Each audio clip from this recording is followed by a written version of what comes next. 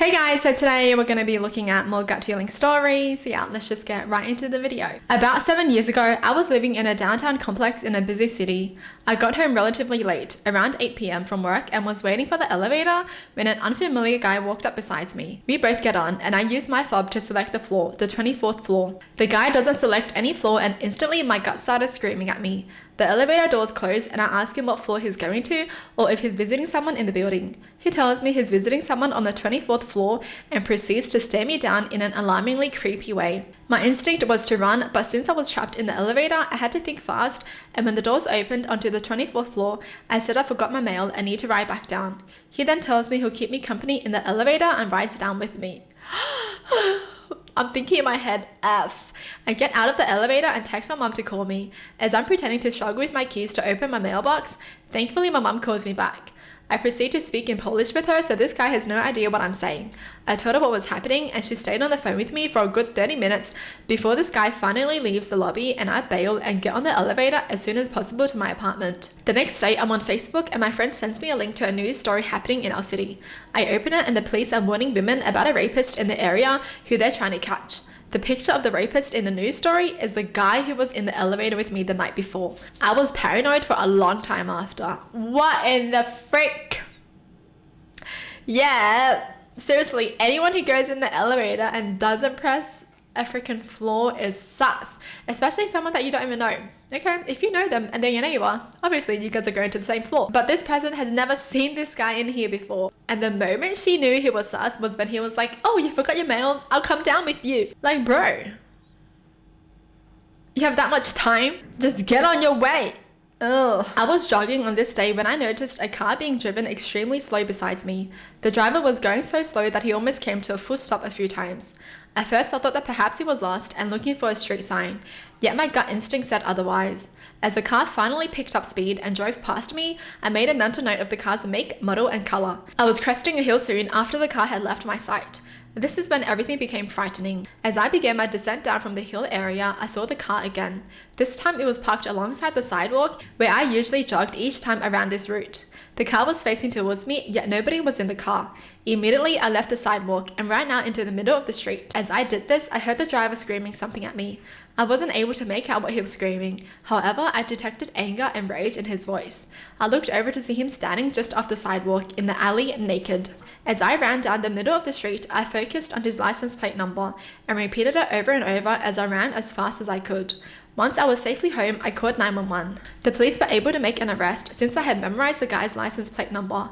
He was charged with indecent exposure. If I hadn't trusted my gut, I'd have been grabbed as I jogged past that alley. No doubt he would have raped me at the very least. Scary. When you're out, always notice your surroundings, especially if there's a car freaking going slow in front of you. Oh my goodness. When I was a kid, probably 8 or so, my mum left me and my 2 siblings 10 and 12 at home while she went shopping. She was only supposed to be gone for an hour or two. I was reading in the front room and my brother and sister were downstairs watching TV. I heard a truck pull up to the gravel in front of our house. We had the front room curtains closed pretty much every time my mum left the house, so I didn't see anyone walk up to the front door. There was a firm knock. Flustered, I put the book down and went to the door. There was a telltale squeaky board inside in front of the door. It was so familiar to me, I don't even remember hearing it make a sound. It must have given me away though, because I had my hand on the doorknob when a man said, "Package delivery." I hesitated. The usual delivery guys just rang the doorbell and left. My heart was already beating pretty hard. I was a really nervous kid, so I asked, "Who is it?"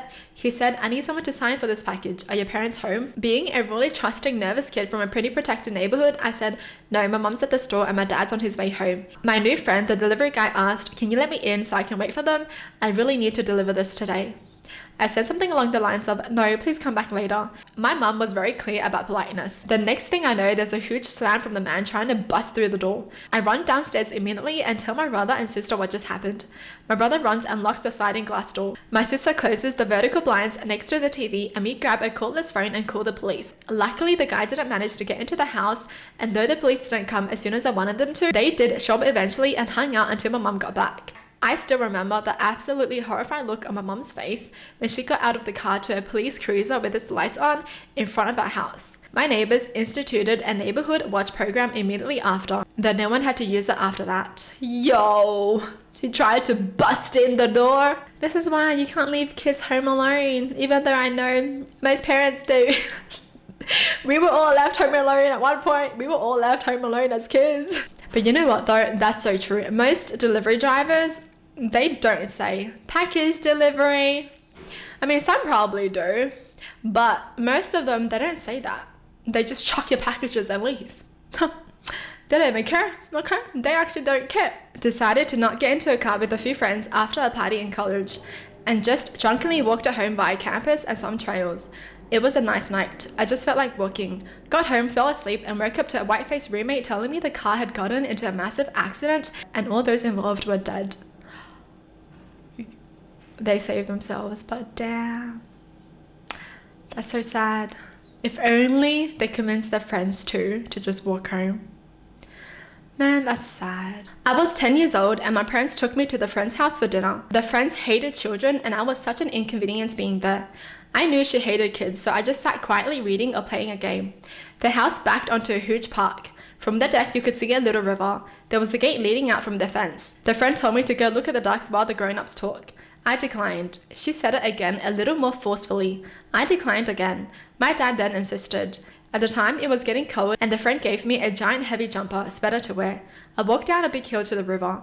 There was a path on the other side. I was bored out of my brain. Yay, ducks. A family walked by and smiled at me. A few minutes later, a couple walked past and also smiled. I smiled back, being polite. The two guys walked past, one in his late 20s and another in his late 30s, with a scuffy dark beard. Scruffy Beard smiled and I smiled back. He stopped the younger guy, then pointed to me and said, "Get her." Before I knew it, the younger guy had jumped down the embankment, only the rocks, and began crossing to my side. I ran as fast as I could up a hill in a heavy jumper. I could hear him breathing behind me. He grabbed the jumper and we both fell up on the hill.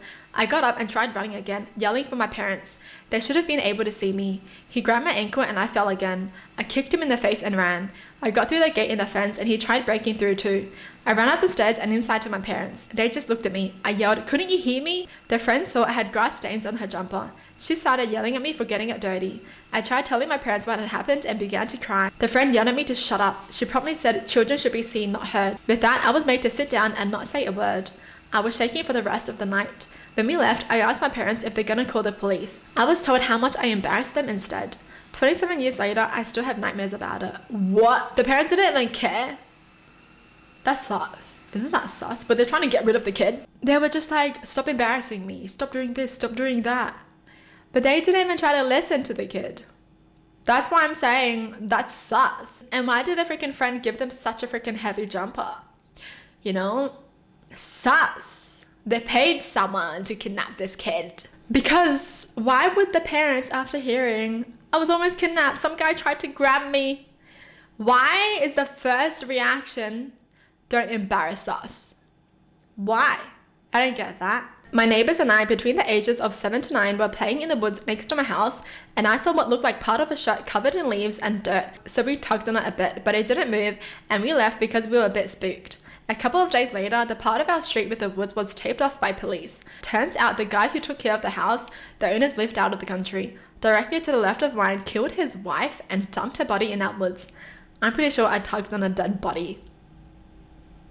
That is scary. I wonder like how many people hiking probably like came across a dead body but just didn't know it because it was covered up.